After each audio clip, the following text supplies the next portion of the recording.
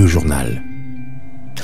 Bonjour à toutes et à tous. Dans les titres de la mi-journée, la célébration de la journée mondiale de la francophonie, organisation et en partage les valeurs démocratiques ainsi que la langue française. Le groupe des ambassadeurs francophones accrédités en République démocratique du Congo condamne l'agression rwandaise. Mais la question de savoir où en est-on avec le bloc francophone?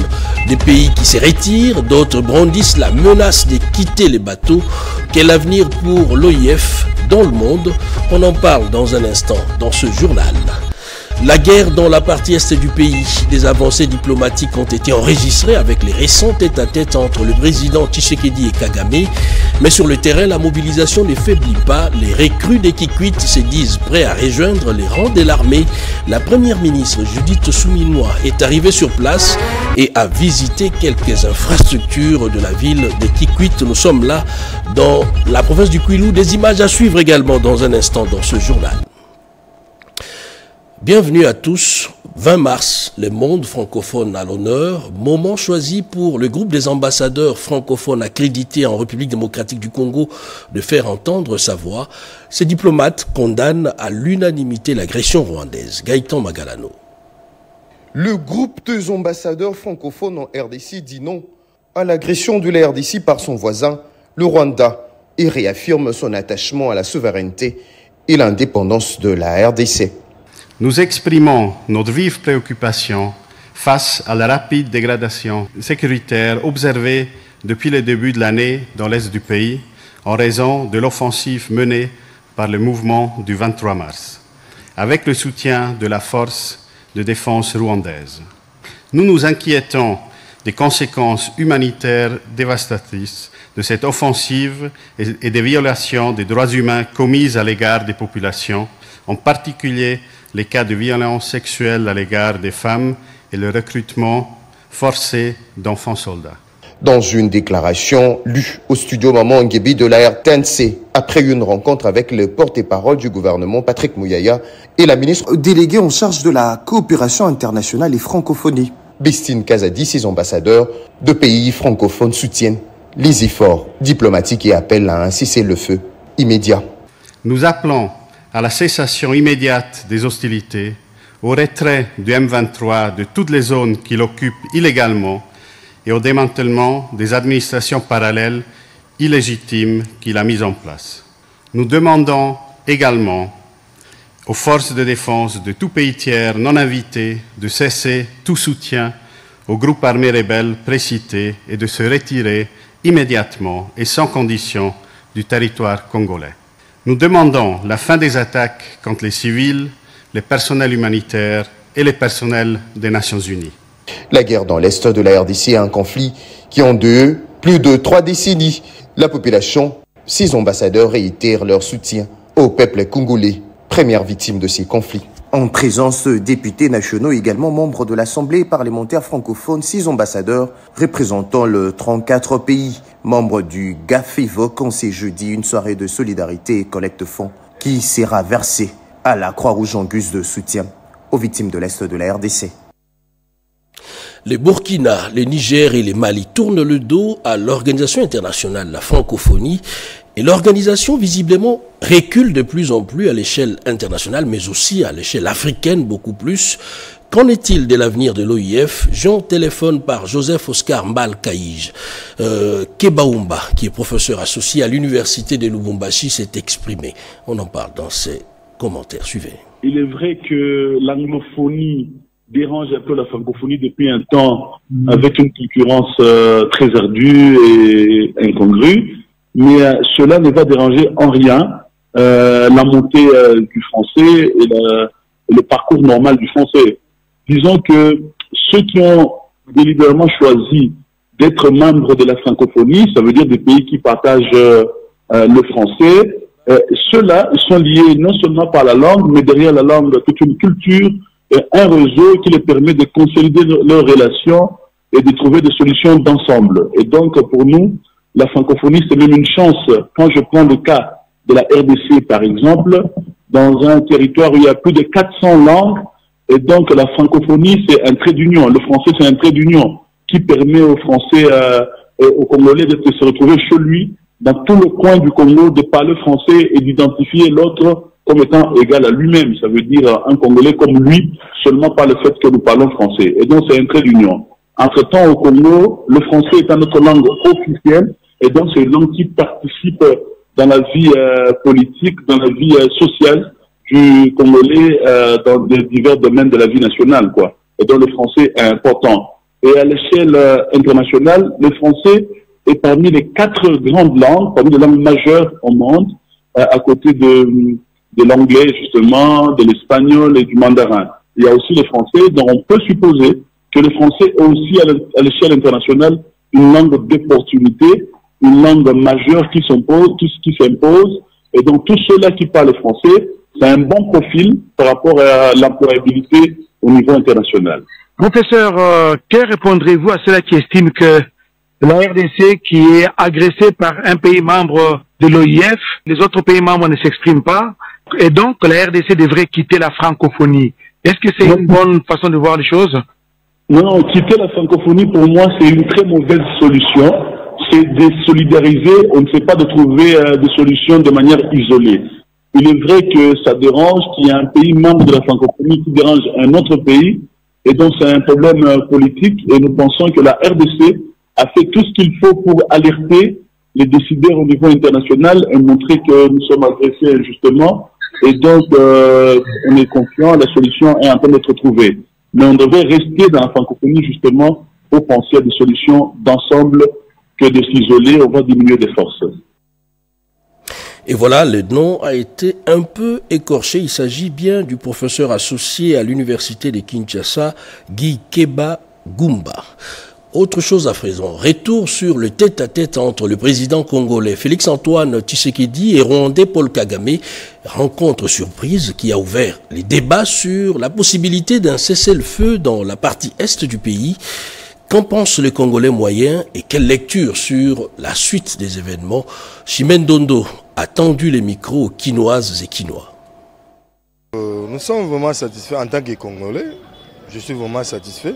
Parce que d'abord, c'est l'objectif du président, de notre président. Nous voulons une paix durable, que ces deux pays puissent vivre aussi ensemble. Il y a des Congolais qui se sont mariés avec des Rwandais. Il y a des Rwandais qui se sont mariés aussi avec des Congolais. Donc notre amitié, notre vie là, ça va continuer. Contre hier des 2 présidents de la République, je cite notre président, Excellence Félix-Antoine Tshisekedi Tshilombo, avec le président de la République rwandaise Paul Kagame, à Doha, pour que la paix revienne à l'est du pays. Et vous le savez très bien, en ce mois de mars, mois dédié aux droits des femmes, les femmes sont violées. Je ne peux même pas dire les femmes, les filles, les enfants, les petits-enfants, les filles qui sont violées à l'est du pays. En tant que femme, en tant que maman, je voudrais que la paix soit instaurée à l'est de notre pays. Cette rencontre a pu soulager quand même la population congolaise dans son ensemble. Parce que ce qu'il ne faut pas oublier que le chef de l'État est dans la démarche de pouvoir ramener la paix au Congo. Je crois qu'il était important que ces deux chefs d'État puissent se rencontrer et discuter autour de la question de la paix de l'Est. Parce que le chef est préoccupé par cette situation de l'Est qui, du jour au lendemain, ça ne cesse de le déranger. Les gens meurent tous les jours. Alors, il était là, il est parti, il a accepté d'aller rencontrer son homologue rwandais, justement pour trouver la paix. C'est une tournée qui l'a amené dans le Kwilu après le Congo central. La première ministre Judith Suminwa, au-delà de la visite des travaux de construction des infrastructures dans la ville de Kikwit, a mobilisé la population, y compris les nouvelles recrues. C'est un commentaire de Chimène Dondo. La ville de Kikwit au cœur de priorité du gouvernement souminois. Lors de sa tournée dans la ville de Kikwit, en province du Kwilu, dans le cadre de la campagne Congolais Téléma pour défendre la patrie, La chef de l'exécutif central, Judith Souminoa Tuluka, a inspecté les travaux de construction de plusieurs infrastructures financées par son gouvernement. Il va y avoir combien de chambres et c'est pour combien de lits en fait? Ici, nous avons évalué, c'est pour 34 lits. 34 lits. 34 lits. Auparavant, c'était 27. Elle a également visité l'hôpital militaire régional de Kikwit ainsi que l'état-major de la 11e région militaire. C'est vrai qu'on est agressé sur le côté Est, raison pour laquelle nous faisons cette campagne Congolais Téléma. Mais en même temps, pour moi, en tant que Premier ministre et chef du gouvernement, il est important aussi de regarder les autres aspects socio-économiques qui concernent la population congolaise et de montrer que le gouvernement garde à l'esprit qu'il faut continuer à travailler sur les questions socio-économiques. J'ai été visiter l'hôpital militaire. Il y a eu des instructions qui ont été données pour qu'on puisse réhabiliter l'hôpital, faire une maternité, aussi un centre d'hospitalisation. Et donc là, les travaux sont en train d'avancer. Normalement, d'ici, je pense, 3-4 mois, la maternité déjà au moins devrait terminer. Nous avons regardé aussi l'état-major. Là, les travaux ont commencé. Judith Souminoa Tuluka a par la suite rassuré la population de cette partie du pays de son implication dans la réhabilitation de la route Kanzombi et à la finalisation de travaux d'électrification de la ville de Kikwit et d'autres projets à Idiofa et Boulungu. Je pense que vous avez pu voir les pylônes d'électricité qui permettent de voir que Kakobol a été réhabilité et que maintenant les instructions ont été données pour qu'on puisse connecter les ménages de Kikwit à l'électricité. Le ministre des Ressources hydrauliques est en train de convoquer des réunions pour finaliser cela et ensuite on va pouvoir travailler sur la connexion de Idiofa et de Ngou. Les courants électriques produits par le barrage de Kakobola sera définitivement lancé au mois d'août. 2 essais expérimentaux avaient déjà été effectués. Et toujours dans la ville de Kikwit, nous sommes là dans la province du Kwilu. Après son adresse devant la population pour une mobilisation générale, quelques notables de ces coins ont réagi au micro de nos reporters. Les cas de figure, Marie-Ange Lukiana. Cette étape de Kikwit est marquée par l'adhésion massive de la communauté locale dans l'appropriation de la vision Congo Téléma. Cette image de mobilisation au Kansinga pour l'accueil de la chef du gouvernement Judith Souminoa dans son périple dans les Grands Bandundu en est une illustration. Dans la foule, les drapeaux de Congo Star rayonnent, une preuve d'une adhésion massive des partisans de ces partis chers à l'autorité morale, l'honorable Marie-Ange Lukiana Moufankolo, avec ses différentes structures, INAF, les conseils des femmes de Kikwit et les bases de Kikwit à cette vision afin d'apporter son soutien au commandant suprême des forces armées de la RDC, Félix-Antoine Tshisekedi Tshilombo, et au FRDC sur les lignes de front. Madame la Première ministre est tentée de se réunir afin de sensibiliser la jeunesse, toute la population congolaise et particulièrement la population de Kikwit de pouvoir se mobiliser, de dire non à la balkanisation, non à l'agression rwandaise. Nous sommes venus en tant que parti comme ça de Marie-Ange Lukiana en fait de nous ranger derrière le chef de l'État qui est en train de ménager beaucoup d'efforts afin que le pays puisse retrouver son intégrité territoriale. Une communion parfaite entre dirigeants et dirigés qui prouve à suffisance que les Congolais demeurent toujours unis, surtout sur la question de l'intégrité territoriale. Le développement de la province de la Tchouapa au cœur des discussions, les rapporteurs de la Chambre basse du Parlement, Jacques Njoli, a échangé avec les élus de cette province. D'autres détails dans ces reportages. La province de la Tchouapa fait face à des défis de développement énormes et ce, dans tous les secteurs de la vie. Pas de route ni d'infrastructures sociales de base. Le dossier relatif au programme de développement local de 145 territoires qui peine à être exécuté dans la province. À cela s'ajoute la question des salaires des agents de l'État.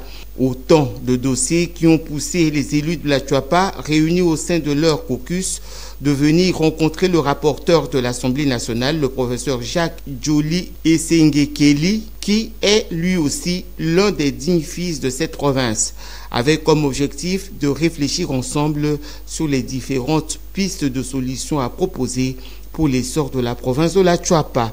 La situation du développement de la province de la Tchouapa, qui jusque-là, nous pouvons dire marginalisée. Il y a les agents de l'État qui sont mal payés, il y a les routes qui sont encore à un état que nous pouvons nous imaginer, il n'y a pas de pont. Est-ce que nous devons, quelle est l'attitude à prendre durant les 3 mois que nous sommes ici pour la session ordinaire?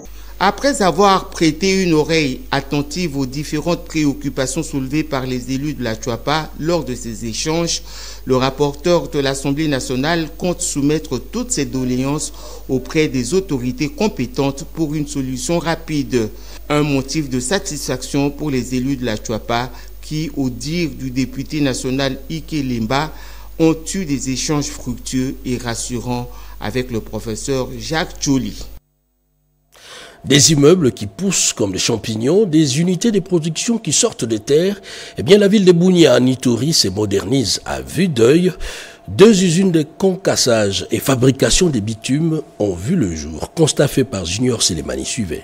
La stabilité de la situation sécuritaire en ville de Bunia et ses environs à cette période de l'état de siège a amélioré le climat des affaires et a attiré les entrepreneurs en Ituri pour lier l'utile à l'agréable. 2 gigantesques usines de production de bitume et de concassage sont installées. L'une appartient à l'entreprise Mogabaon de l'opérateur économique Joseph Eli Akilimali, située à environ 5 km au sud de la ville de Bunia. Celle-ci se démarque par la modernisation de la voirie urbaine. L'autre, par contre, est récemment implantée, est celle de l'entreprise Good News Africa, installée à Boudana. Nous sommes au groupement Thierry, à une dizaine de kilomètres au nord-ouest de la ville. Elle a une capacité de produire 120 tonnes de bitume par heure. La cérémonie d'essai de ces machines a eu lieu le week-end dernier en présence du directeur général de la dite entreprise, Baïmouka Bassara Aurélien.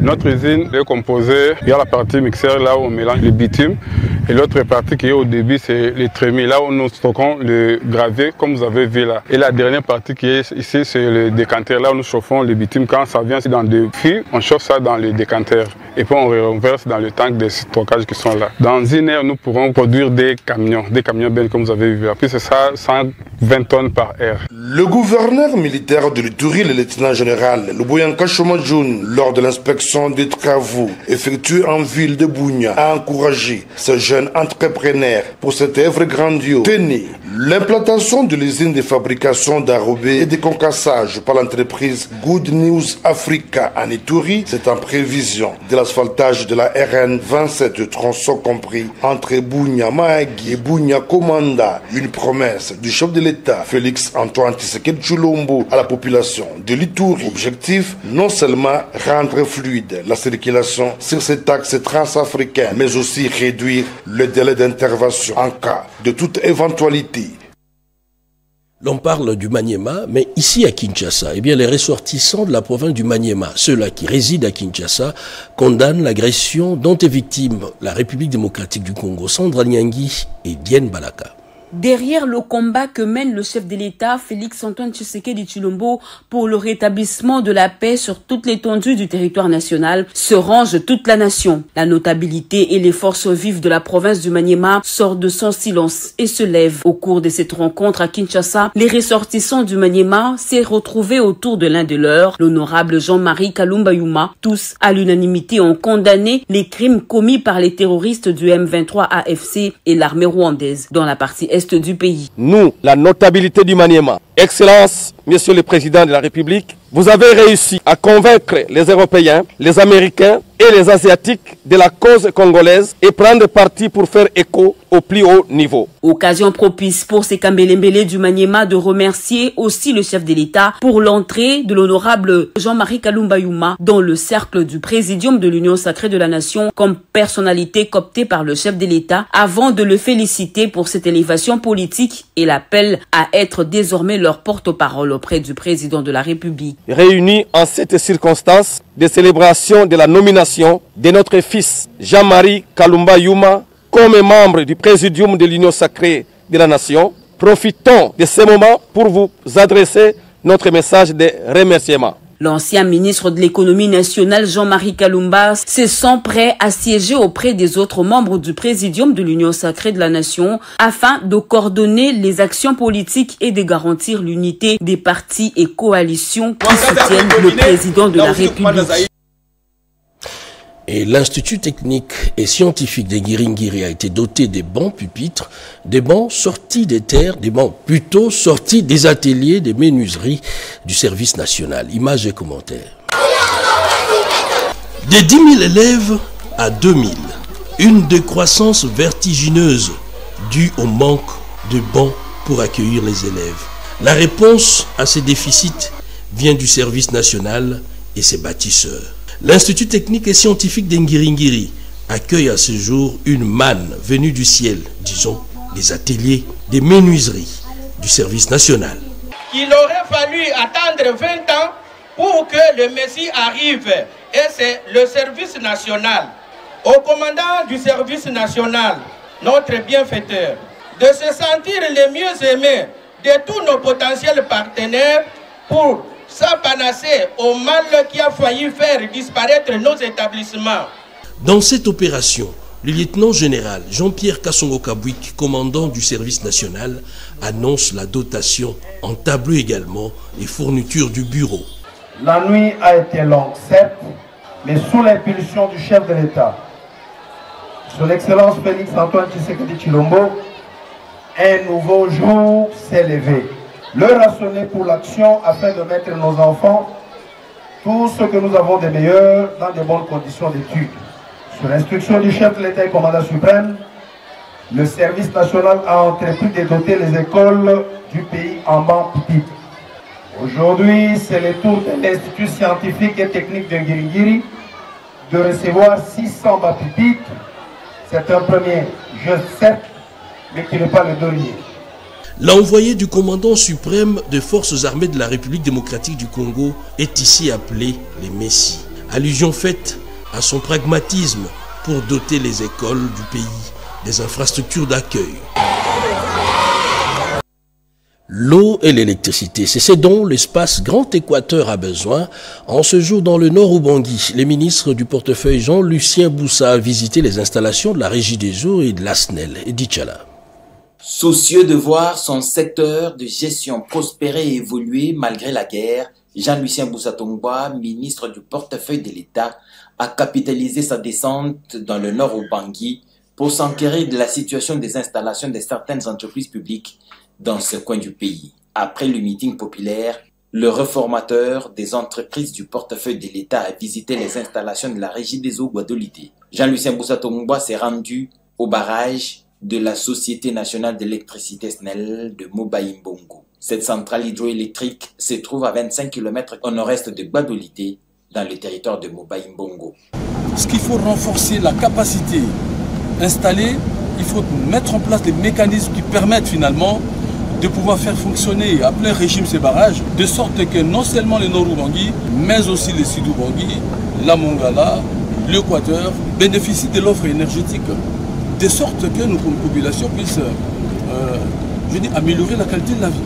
Et je voudrais donc dire à la population de Guadolité en particulier qu'on va passer du discours à l'acte. On a voulu aussi donner une réponse alternative. La Régie des eaux dispose des groupes qui, en l'absence de l'offre de la SNEL, peut fonctionner de manière autonome. À l'issue de cette double descente sur le terrain, le ministre Jean-Lucien Boussa a réaffirmé sa détermination à participer au redressement de ces deux entreprises publiques dont les services rendus sont indispensables pour le bien-être des populations du Nord Ubangi.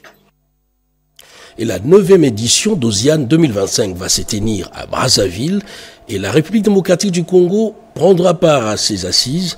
Le directeur général du Fonds spécial pour l'entrepreneuriat et l'emploi de jeunes, Joseph Mbouy Mukendi, était à Brazzaville. Encore une fois, Edith Chala. Avec l'approbation de la ministre de la Jeunesse, Noéla Ayeganagato, le directeur général du Fonds spécial pour la promotion de l'entrepreneuriat et de l'emploi des jeunes, FSPJ, Joseph Mbouyi-Mukendi, a effectué un déplacement vers le Congo-Brazzaville samedi 15 mars pour participer à une séance de travail avec le comité organisateur du Salon Osiane 2025, prévu au mois de mai prochain. Un échange direct avec la coordonnatrice de cette 9e édition du Salon Osiane, qui a passé au peigne fin les opportunités et les synergies possibles entre le FSPJ et l'ONG Pratique, ainsi que la tenue d'un roadshow prévu vendredi 21 mars 2025 au Silicon Village.